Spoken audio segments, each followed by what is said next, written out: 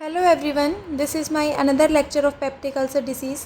तो इस वीडियो में हम बात करेंगे पेप्टिक अल्सर के डायग्नोस्टिक एवेलुएशन के बारे में एंड उसके मैनेजमेंट के बारे में। ठीक है, तो सबसे पहले तो हम पेशेंट से हिस्ट्री कलेक्शन करेंगे, जिसमें वो बताएगा कि हमें एब्डोमिनल पेन हो रहा है। ये जो पेन है हम पूछेंगे कि खाने के साथ आपका बढ़ता है या फिर घटता है। अगर बढ़ता है मतलब गैस्ट्रिक अल्सर है, और अगर खाने के साथ आराम मिलता है उसको पेन में तो फिर ड्यूडेनल अल्सर है। ठीक है, हम पूछेंगे नोज़िया वॉमिटिंग के बारे में, हेमेटोमेसिस के बारे में, मतलब हम पूछेंगे कि उल्टी के साथ खून तो नहीं आता है। ड्रग हिस्ट्री लेंगे कि कहीं पेशेंट काफ़ी लंबे टाइम से एनसेड्स पे तो नहीं था। फिजिकल एग्जामिनेशन में हम एपिगैस्ट्रिक टेंडरनेस चेक करेंगे, अनीमिया के साइंस चेक करेंगे और भी काफ़ी सारी चीज़ें करेंगे। ठीक है, फिर लेबोरेटरी इन्वेस्टिगेशंस में हम सबसे पहले ब्लड टेस्ट करेंगे, जैसे कि सीबीसी हो गया, ये हमें अनीमिया के बारे में बताएगा। हम एच पाइलोराई एंटीबॉडीज़ के लिए चेक कर सकते हैं। फिर हम स्टूल एग्जामिनेशन करेंगे। स्टूल एग्जामिनेशन में बेसिकली हमें पता चलेगा ऑकल्ट ब्लड के बारे में। ऑकल्ट ब्लड बेसिकली क्या होता है, ये हिडन ब्लड होता है स्टूल में, जो कि हमें नेकेड आई से नहीं दिखता है। ठीक है, हम यूरिया ब्रेथ टेस्ट कर सकते हैं। अगर एच पाइलोराई का इन्फेक्शन होता है तो पेशेंट की ब्रेथ में यूरिया प्रेजेंट होता है। ठीक है, फिर हम अपर जीआई इंडोस्कोपी कर सकते हैं। It is a method in which we directly visualise stomach and duodenum. ठीक है, इससे हम डायरेक्टली स्टमक और ड्यूडेनम को विजुअलाइज करते हैं, और साथ ही साथ ये डिटेक्ट करता है अल्सर के साइज़ को, कौन सी साइड पे अल्सर हो रहे हैं और कितने नंबर है अल्सर के, मतलब 2 अल्सर है, 3 है, 4 हैं, ठीक है, कितना है, ब्लीडिंग कैसी हो रही है, और साथ ही साथ परफोरेशन को भी बताता है। ठीक है, रेडियोलॉजिकल एग्जामिनेशन में हम बेरियम मील स्टडी कर सकते हैं, जो कि अपर जीआई को मतलब विजुलाइज करवाने में हेल्प करती है। ये हम तब करते हैं जहाँ पे हमारी जो इंडोस्कोपी है वो कॉन्ट्राइंडिकेटेड होती है, मतलब उन पेशेंट में करते हैं जिन पेशेंट में हम इंडोस्कोपी नहीं कर सकते। ठीक है, फिर हम सीटी स्कैन कर सकते हैं। अब हम बात करते हैं मैनेजमेंट के बारे में। इसमें हम medical, surgical and nursing management देखेंगे। ठीक है, मेडिकल मैनेजमेंट में अगर एक्यूट कंडीशन है तो हम पेशेंट को एनपीओ रखेंगे, आईवी फ्लूइड्स लगाएंगे। हम उसको H2 रिसेप्टर एंटागोनिस्ट दे सकते हैं, जैसे कि ranitidine, cimetidine. Proton pump inhibitors दे सकते हैं, जैसे कि पेंटोप्राजोल। साइटोप्रोटेक्टिव मेडिकेशंस दे सकते हैं, जैसे कि सुक्रलफेट हो गया, और एंटीबायोटिक्स दे सकते हैं। अगर इन्फेक्शन की वजह से अल्सर हुए हैं तो एंटीबायोटिक्स हम 2 तरीके से चला सकते हैं, या तो ट्रिपल थेरेपी या तो quadri therapy on the basis of severity of ulcers.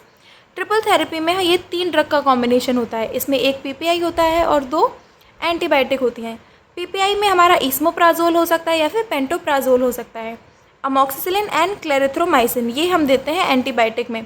ये जो कोर्स होता है ये 7 दिन के लिए चलता है एंड काफ़ी इफ़ेक्टिव होता है। ठीक है, जो कि हमारा 75 से ज़्यादा अल्सर को ठीक कर देता है, और मतलब जो गैस्ट्रिक सिक्रेशंस होते हैं उनको भी कम करता है। फिर हम बात करते हैं क्वाड्री थेरेपी की। इसमें 4 ड्रग का कॉम्बिनेशन होता है। इसमें हम पेंटोप्राजोल देते हैं, जो कि एक पीपीआई है, प्रोटोन पंप इनहिबिटर। हम मेट्रोजिल देते हैं, टेट्रासाइक्लिन देते हैं, एंड बिस्मथ सैलिसाइलेट देते हैं। फिर हम बात करते हैं सर्जिकल मैनेजमेंट के बारे में। तो इसमें आता है सबसे पहले टोटल गैस्ट्रेक्टमी, जिसमें टोटली रिमूव कर देते हैं हम स्टमक को। पाइलेरोप्लास्टी, इसमें बेसिकली क्या होता है, जो हमारा पाइलोरिक स्पिंक्चर होता है उसमें स्टेनोसिस हो जाता है, वो काफ़ी नैरो हो जाता है, जिसकी वजह से जो स्टमक का कंटेंट है वो नीचे पास नहीं हो पाता है, तो उसकी वजह से ऊपर एसिडिटी आती है। ठीक है, मतलब ईसोफेगस तक वो कंटेंट आएगा, जिसकी वजह से एसिडिक इन्वायरमेंट और बढ़ेगा, अल्सर्स और सीवियर हो जाएंगे।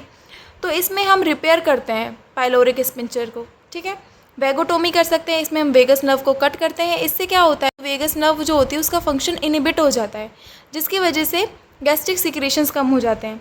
फिर 2 प्रोसीजर आते हैं, बिलिरोथ 1 एंड बिलिरोथ 2।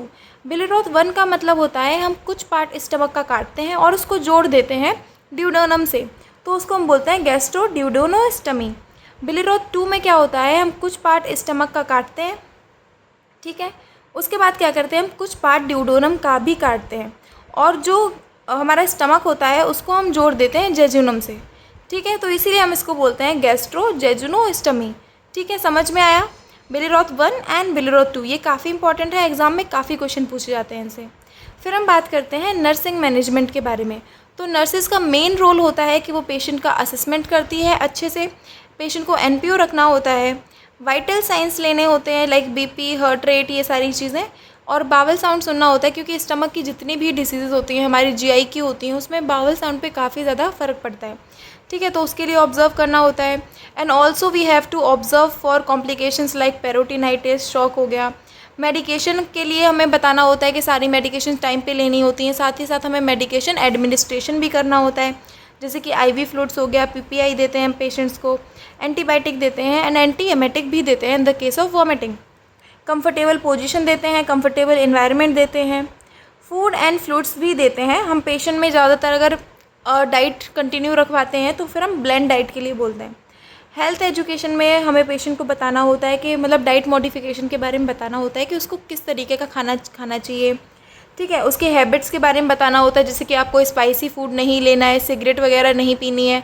ठीक है, कोई भी ज़्यादा चाय नहीं पीनी है, ज़्यादा कॉफ़ी नहीं पीनी है, स्ट्रेस मैनेजमेंट करना है एंड फॉलोअप्स के लिए आना है। ठीक है, तो ये था हमारा मैनेजमेंट। Thank you.